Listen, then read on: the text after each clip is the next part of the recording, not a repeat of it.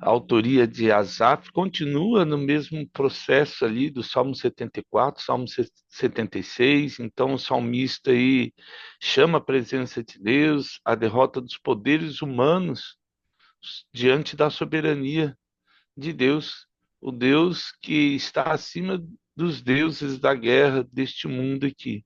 É um salmo curtinho, tem 12 versículos só, mas tem essa imagem de Sião, do fogo, da arma, o julgamento, a ira humana e os votos diante de Deus que nós fazemos. Uma curiosidade desse salmo aí é o Salmo 76 continua, como nós falamos, nessa atmosfera do 74, 75.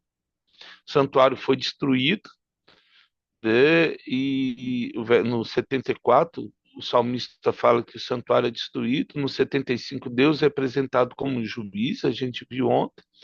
E no 76, finalmente aparece uma imagem de Deus manifestando sua força e fazendo o inimigo cessar.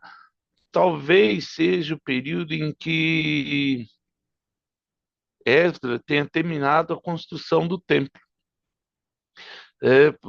O Salmo, ele é resumido aí: Deus se faz conhecido em Sião, diante dele as armas, os poderes perdem seu poder, os guerreiros são despojados aí, o julgamento divino silencia aí a arrogância humana. Então, mesmo que os homens possuem as armas, Deus possui a autoridade. Os homens podem possuir a força, mas Deus possui o poder absoluto. Os homens podem fazer guerra, e a gente vê a cada dia isso acontecendo, mas Deus faz cessar a guerra. É uma palavra que aparece sempre aí, é o Nora, que quer dizer temível, terrível, assombroso. Nós vamos ver essa palavra sempre aqui. Então, o Deus do Salmo 76 não é apenas poderoso, ele é avassaladoramente poderoso. Então, vamos lá. Verso 1. Conhecido é Deus em Judá, grande o seu nome em Israel. Vamos ler lá. Não, depois a gente lê isso aí, esse outro verso. Deus se faz conhecido não só em Judá, mas o poder dele é muito grande em Israel, porque a gente tem que lembrar que Israel foi dividido na época de Roboão.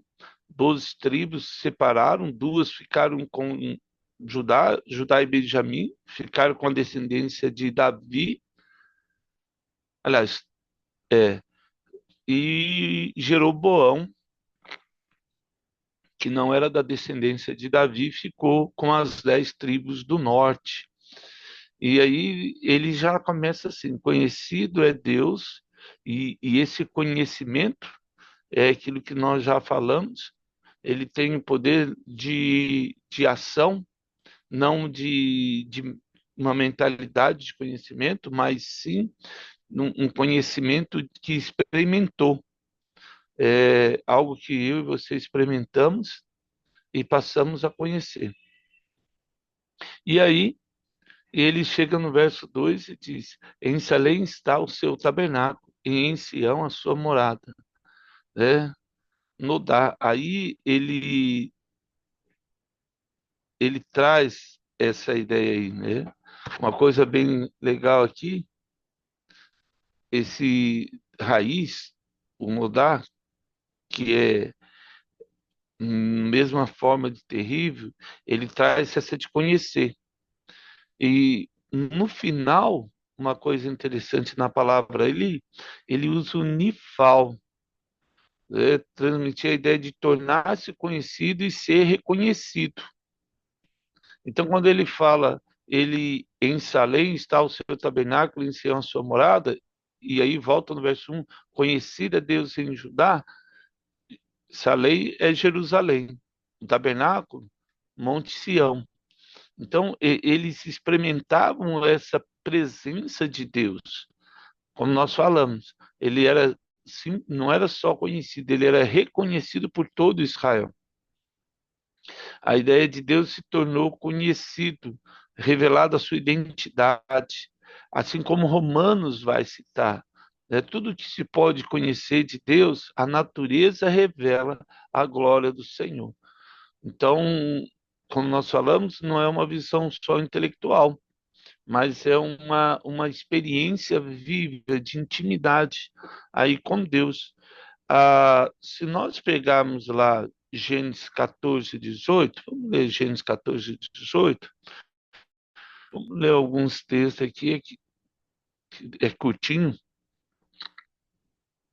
Gênesis 14, 18, que ele vai falar lá, né? Melquisedeque, rei de Salém, trouxe pão, vinho e era sacerdote do Deus Altíssimo. Abençoou ele Abraão e disse: Bendito seja Abraão pelo Deus de Israel que possui dos céus e a terra. E bendito seja o Deus Altíssimo que entregou os teus adversários nas tuas mãos.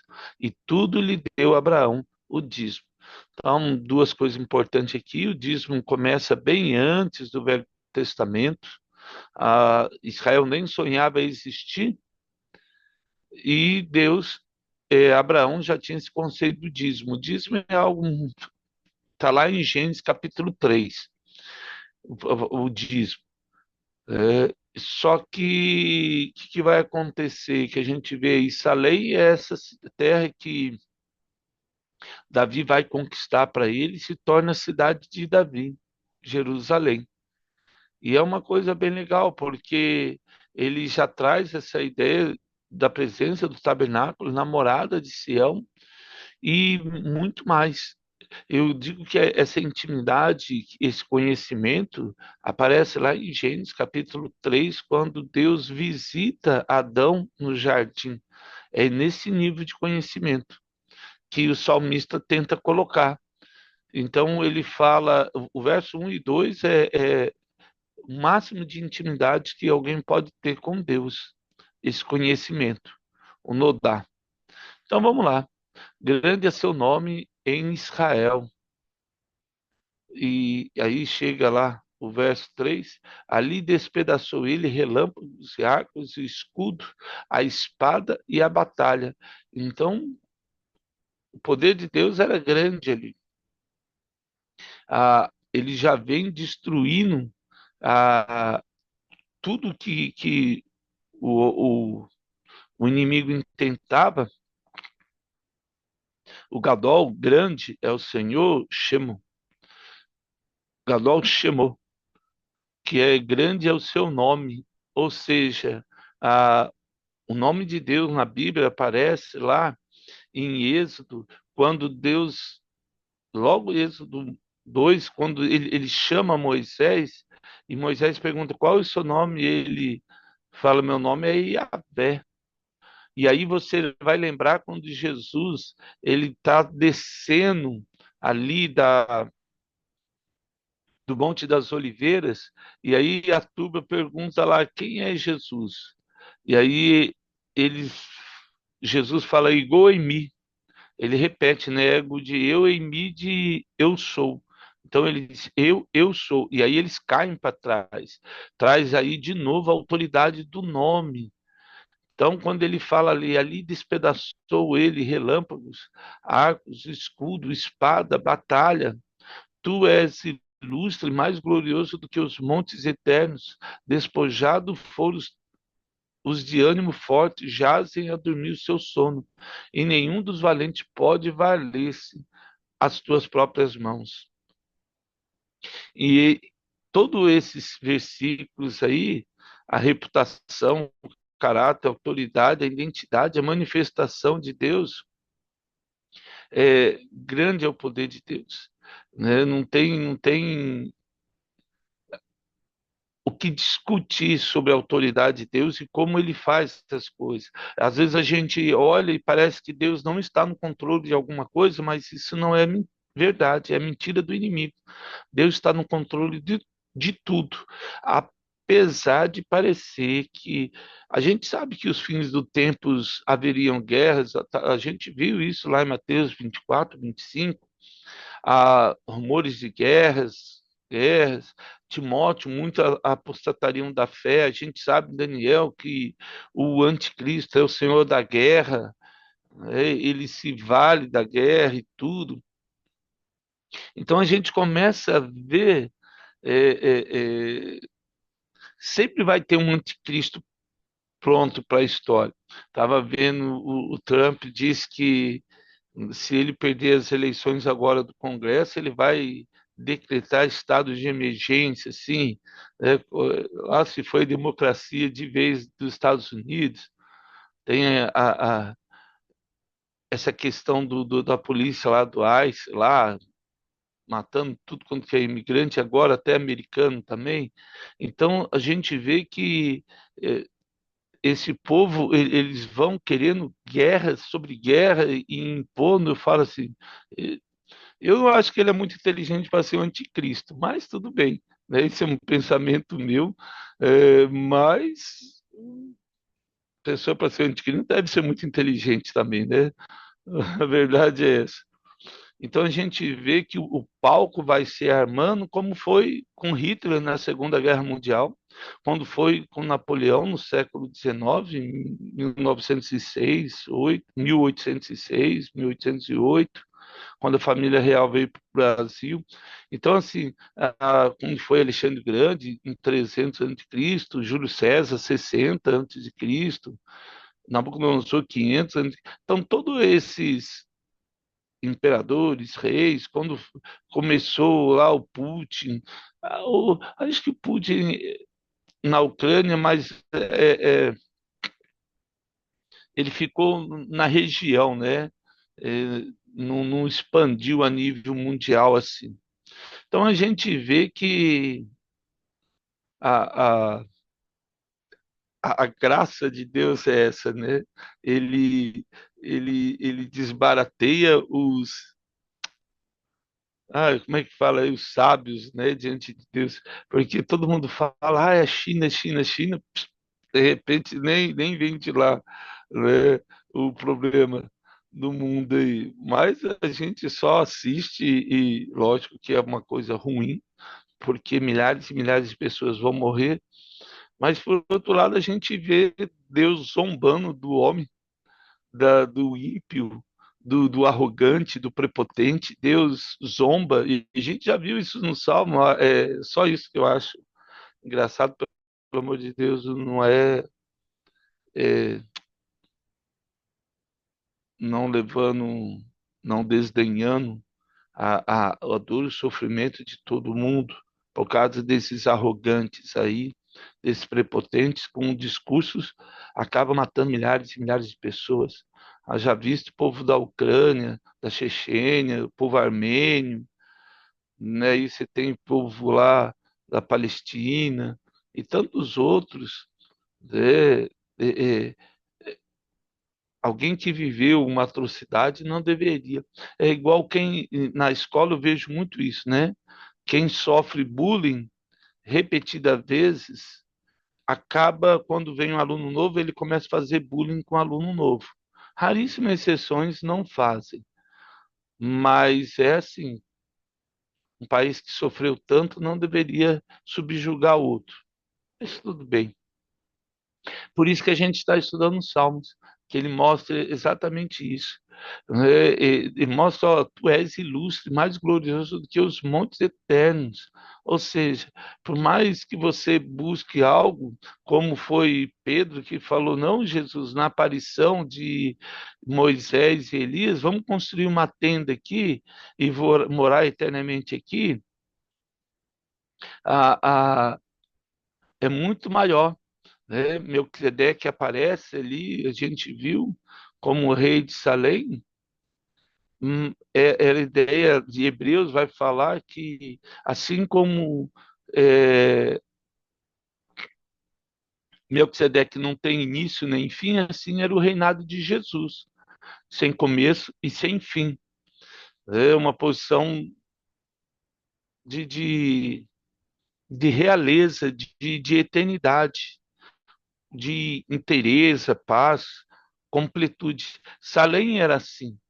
É, a, até legal que a raiz de Salem, né, ele tem essa ideia do Shin, né? A, completude ali, a inteireza, traz a paz.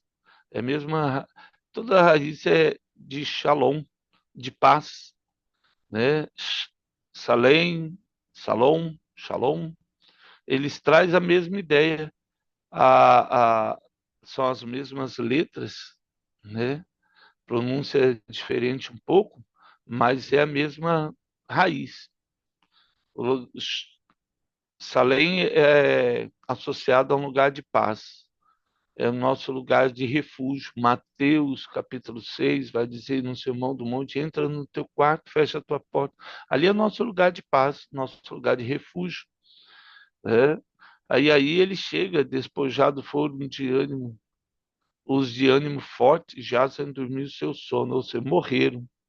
A verdade é essa, que o sono aqui é a morte aqui. Então, os caras foram despojados, perderam o ânimo forte lá, toda a arrogância, toda a prepotência foi perdido. Só uma apresenta aí a presença de Deus em Sião e de lá governando tudo. Não, não é que Jerusalém seja a capital de Deus, não é isso. A cidade santa, morada celestial, a gente vai ver em Apocalipse capítulo 22, quando desce a cidade gloriosa, olha, ela desce, ela não sobe, né? A gente viu lá, ela desce. Então, Jesus traz a nova morada celestial. Pode, eu acredito que todo olho verá, e do trono de Deus sai um rio. A gente viu isso em Ezequiel, viu isso em Apocalipse. Ali sim é a verdadeira Sião, e isso é importante. Ela, Jerusalém tem um papel na história, um papel que trouxe ali o direcionamento de Cristo, mas a morada celestial não é Jerusalém. A morada celestial, por isso que o apóstolo João fala, a nova Jerusalém. Então, aquela que vem do céu. É uma morada espiritual, pelo amor de Deus. Não vamos, né, diminuir o poder de Deus aí e achar que na nossa caixinha, colocar Deus na nossa caixinha aí, limitando tudo o poder daquele que criou o universo, pelo amor de Deus, né? Alguém que cria um universo aí, infinitas constelações, galáxias, gente, gigantesco. Eu acho lindo o universo. A gente não pode limitar o poder de Deus e achar que ele não cura hoje, que ele não muda uma situação, que ele não é capaz de abrir o mar vermelho de novo, de, infelizmente, purificar a terra aí com fogo.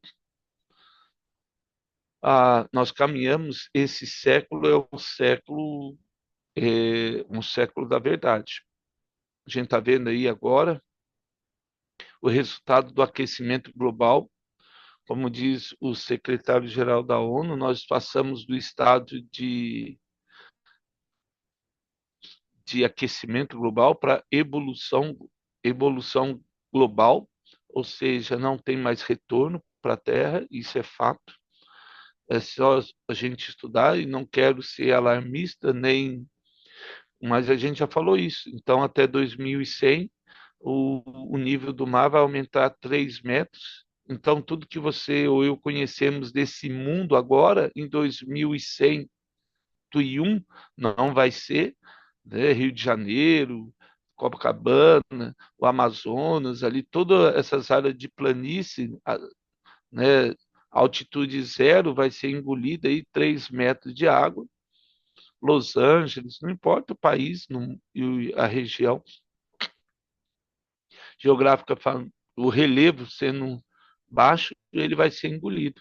E a gente tem que ver também, além desse nível do mar aí, o aumento da temperatura, e aí agora aqui na nossa região, que não tinha, agora vai virar um corredor de ciclones, né, ali na latitude 30, ali onde é o Trópico de Capricórnio, que é 26, né, a latitude, mas a gente vê que isso é científico, não tem como questionar. Então, a população caminha aí para os seus 10 bilhões até. Tem uns booms aí que eles. é, Até 2100 aí eles contam de 2 a 3 booms demográficos. Então, é, fácil, fácil vai passar do 11 bilhões, a não ser que aconteça algo aí, como foi a pandemia, mas uma pandemia tem que vir com mais força, infelizmente. Se não for a época ainda da volta de Jesus, algumas coisas têm que acontecer nesse século que vai, infelizmente, aí mudar todo o que nós chamamos de mundo. Isso é fato, né? Só é, ler alguma coisa de verdade mais séria, a gente vai ver isso aí. Mas tudo está na mão de Deus, é isso que a gente vê, tudo está na mão de Deus, e o nosso papel é ganhar almas para Jesus. E aí ele chega no verso 6 e aí ele vai falar, né? Ante a tua repreensão, ó Deus de Jacó, paralisaram carros e cavaleiros. Tu és terrível, olha aí, tu és terrível. Se te iras, quem pode subsistir à tua vista? Não tem ninguém. É, ele quebrou flechas e arcos ali, não tem quem escape do escudo, ou do arco, ou da espada de Deus. O homem acha que, gente, pensa, pelo amor de Deus, um anjo lá, a gente viu isso lá, matou mais de 170 mil, um anjo.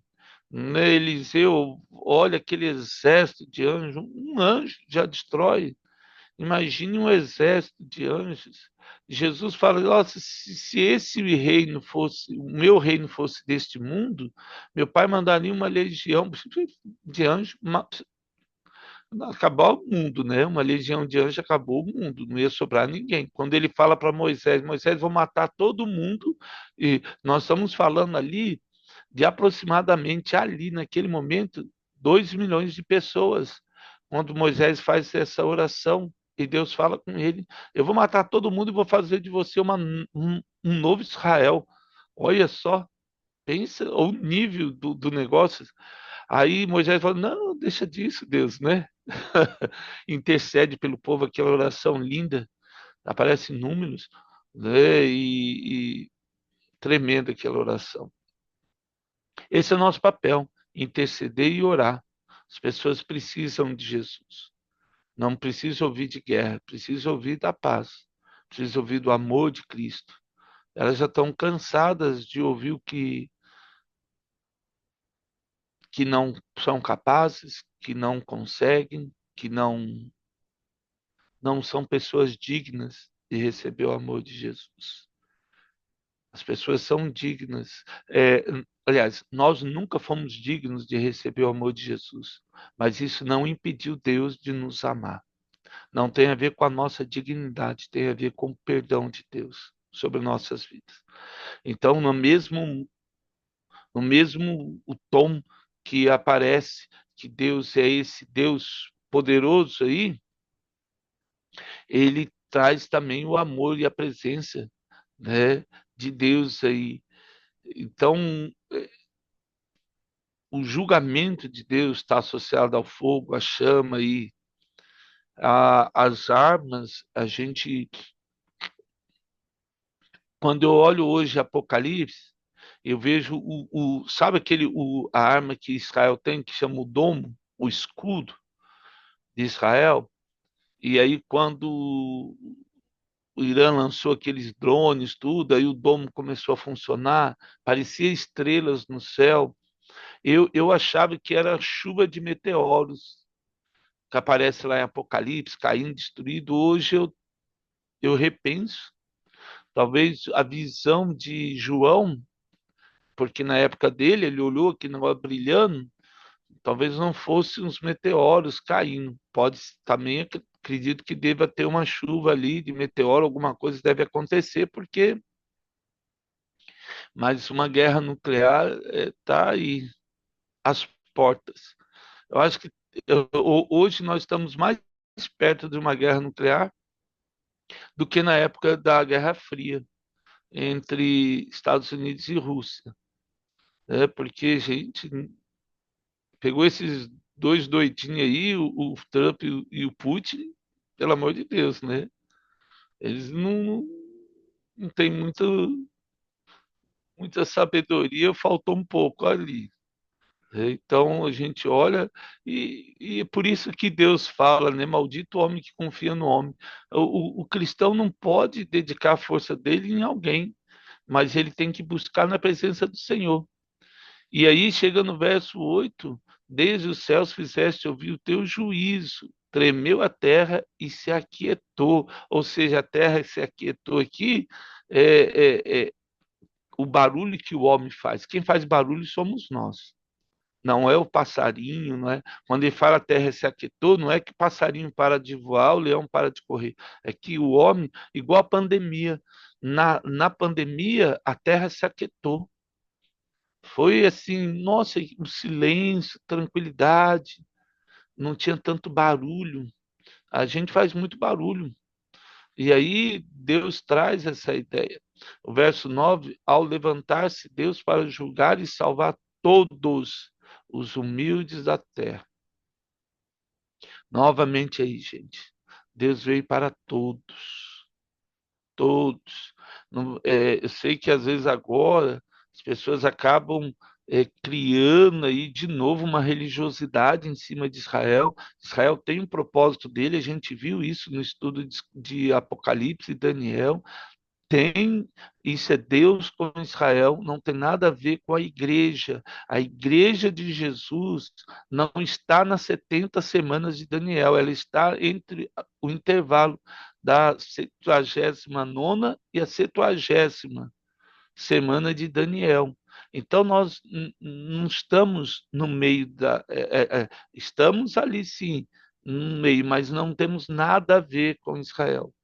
E aí, erroneamente, o diabo tem trazido de volta essa religiosidade, o que os judeus erraram lá atrás de não pregar o amor de Jesus, não testemunhar da graça de Jesus para toda criatura. Em Gênesis serão benditas todas as famílias da terra, todas. Não é A, B, grego, romano, judeu, não todos. Então, nosso papel é pregar de Jesus para todos. E aí ele traz, né? Ah, pois até a ira humana há de louvar-te, e do resíduo das ilhas te cinge. Então Deus traz isso aí. Ele é mais forte que qualquer exército, mais majestoso. E aí ele traz essa ideia aí de glória, Senhor. Glória eterna aí, mais glorioso, mais que os montes, mais que qualquer coisa. O verso 11: fazei votos e pagai ao Senhor, vosso Deus, traga um presente todos que o rodeiam, aquele que deve ser temido. Então, o salmista agora, ele traz essa ideia sobre os votos. Eu vou fazer um voto e eu vou entregar ao Senhor esse meu voto aí. Mudar meu coração, mudar a minha mente em cumprir. E aí, o verso 12: e ele quebranta o orgulho dos príncipes. É tremendo os príncipes e é tremendo aos reis da terra. Então não tem nada mais tremendo do que o poder de Deus. Todos os homens poderosos vão ficar sem capacidade diante de Deus. Deus traz essa ideia, né, essa graça, né, esse poder aí. Deus é tremendo, né? Tremendo e especial. Ele tem esse poder, essa força, essa graça. Não tem ninguém mais forte, mais poderoso do que o Senhor Jesus. Que nesse dia eu e você possamos entender que nada está fora da mão do Senhor, nada está fora da presença de Deus. Deus é o ontem, o hoje e o amanhã. Tudo está diante de Deus, tudo está na presença de Deus.